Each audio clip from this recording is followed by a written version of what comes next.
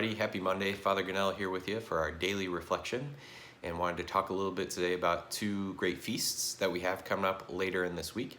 And so yesterday, you remember we celebrated Corpus Christi Sunday, that great feast on which we celebrate the body, blood, soul, and divinity of Jesus Christ present to us in the Eucharist. And that's the source and the summit of our faith, as the Catechism says.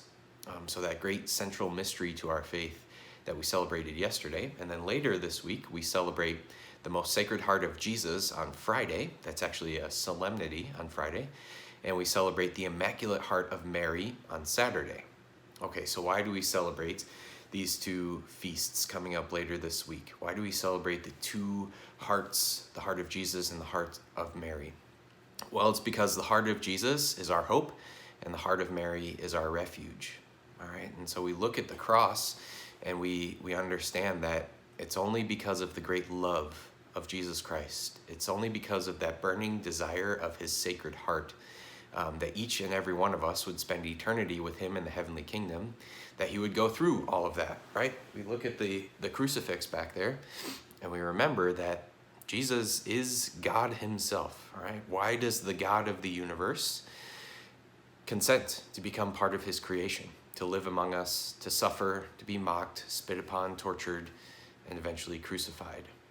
And again, it's the only answer we can give is because of his sacred heart and the love that burns within it for each and every single one of us. Not just humans generally, but each of us. Jesus Christ loves you. He would have died and gone all through all of that just for you. And that's a beautiful thing. And so again, I say that the Sacred Heart of Jesus is our hope. When things are difficult, when we see our sinfulness, when we're carrying our crosses, our hope lies in the Sacred Heart of Jesus and his love for us and the redemption he won for us on the cross. And so that's why we celebrate that beautiful feast on Friday. And then the Immaculate Heart of Mary on Saturday, we remember, is our refuge. We can always go to her as our Blessed Mother. We remember also when Jesus was on the cross, that he gave his Blessed Mother to the Apostle John. And in doing that, he gave his Blessed Mother to the whole church. He gave her protection, her care, her motherly guidance to all of us.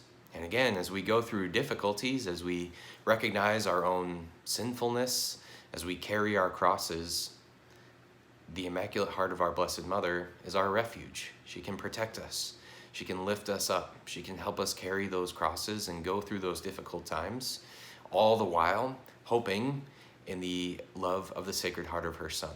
Okay, so again, the Most Sacred Heart of Jesus and the Immaculate Heart of Mary, those are our hope and our refuge. That's why we celebrate those great feasts later in the week. So let's look forward to those. Let's look forward to celebrating those with great joy and open our hearts to the great blessings that Jesus will have for us in the celebration of those feasts. All right, God bless you all. We'll see you soon.